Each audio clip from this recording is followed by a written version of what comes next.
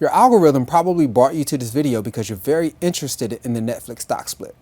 In this video, I'm going to talk about the numbers in the Netflix stock split and everything else that you need to know. Let's get started.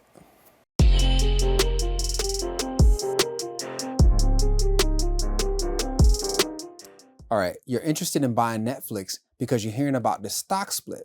One thing you do know is that the stock is going to be a lot less than what it was trading at before. Before it closed on Friday at around $1,100.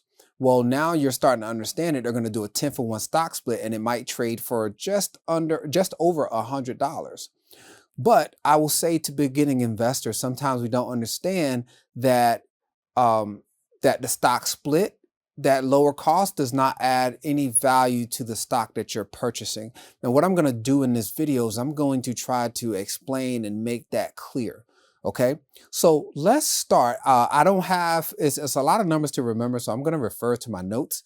But what we can start with, let's start with the stock at close on Friday, meaning on 4 p.m. what the stock closed at on Friday. Okay, so if you look at the stock price, the stock closed at $1,112.17.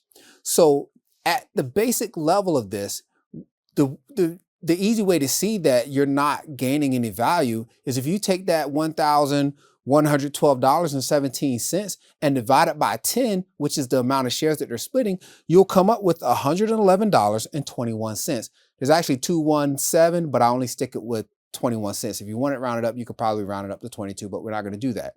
Okay, so you'll see just by dividing that first number, that market close on Friday, you're ending up with $111.21. So you can assume that the shares are going to be around $111.21 if they were to actually act on it that Friday.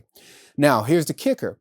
If you go ahead and take that $111.21 and you multiply it by 10, guess what number you're going to arrive back to? You're going to arrive back to the $1,112.17. Why? Because when the stock split happened, there was no gain or loss in value of the stock, at least in that snapshot in time. Okay, so let's take a step back. Where's this $1,112.17 coming from? Well, that is the current stock price, right? So I'm going to tell you a quick way. If you don't have the stock price in front of you, I'm going to tell you how you can come up with that number. Okay, so let's first start off with the market capitalization. Okay, so the market capitalization you'll see is 471,262,048,000. Again, this is as of the close on Friday. So if you take this market cap, which does not change at all in this whole scenario, and then you divide it by the number of outstanding shares, which is 423,732,000 outstanding shares. Okay, now here's where it gets tricky. If you divide those two numbers, you will come up with the $1,112.17. That's how you can tell what that stock price is. If you don't see the stock price, you can look at the market capitalization and you can look at the current outstanding shares. You divide the market capitalization by the outstanding shares, and that is how you will get that current stock price. Now, here's the kicker. The market capitalization, again, one of those things, it does not change. So your market capitalization is still going to be 471,262,048,000. Again, just remember, this is a snapshot in time. This was from Friday. So as the time goes on, when the market opens up, this will change, but I'm giving you the snapshot from Friday. Okay. So here's the kicker. Your outstanding shares. Okay, remember they said they're going to split 10-for-1. So your outstanding shares, that 423,732,000 shares, those are going to split.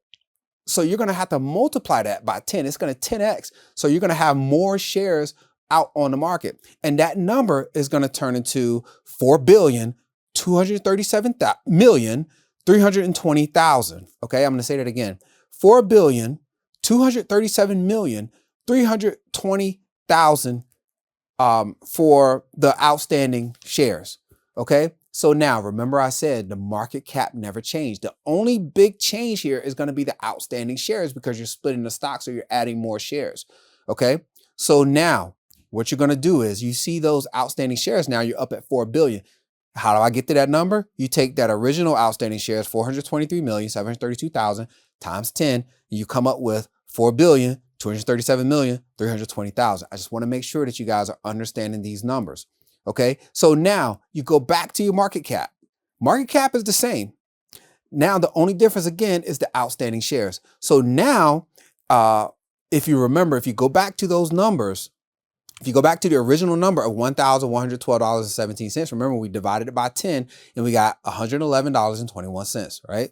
So now you're going to take the market cap, 471,262,048,000, and you're going to divide it by the new outstanding shares, which is 4,237,320,000. I know you're tired of hearing that number, but it's very important. Now, when you do that division, you will come up with the $111.21. So we got further into the numbers, but it brings you right back to where you were at first, at the very beginning. Those shares, when they split, divided by 10, that's where you got. The biggest change here is the number of outstanding shares. The market cap does not change. Okay, nothing changes about the stock. Now, if your stock pays a dividend, I don't believe Netflix pays a dividend, but if your stock pays a dividend, then that's going to split as well. So if you're getting $1 dividend per quarter, that's going to change to 25 cents.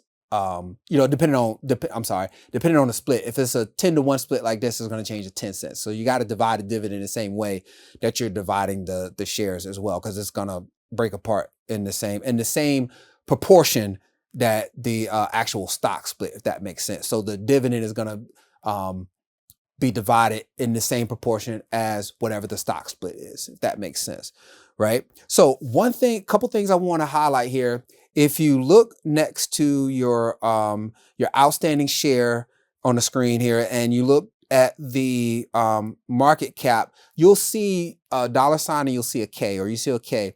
Usually when you're reading statements, they'll say, okay, in the millions, or put a K there because you have to multiply whatever that number is by 1,000. So if you actually look at the outstanding shares as they are right here on the screen, you'll see that it says 423,732. But you have to multiply that by 1,000, which is what that K is representing. You multiply that by 1,000, and that's where you get the 423,732,000. Okay, I just wanted to point that out because you'll see that as you look at numbers, as you look at balance sheets, you'll see that sometimes, and you have to know that you are multiplying that number by 1,000. I'm not 100% sure why they do it. I'm sure it probably keeps the sheets a little cleaner.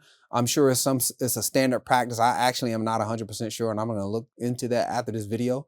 But that's pretty much it with what's happening with Netflix. So all those numbers are exciting, but it boils back down to that number one thing where I said they're doing a 10-for-1 split. You're not losing any valuation. You're not losing anything. Of course, again, this is a snapshot in time,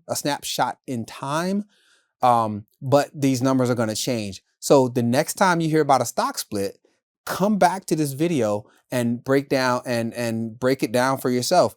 I'll tell you, again, it's market cap divided by number of outstanding shares. Listen, I hope this video was very valuable to you.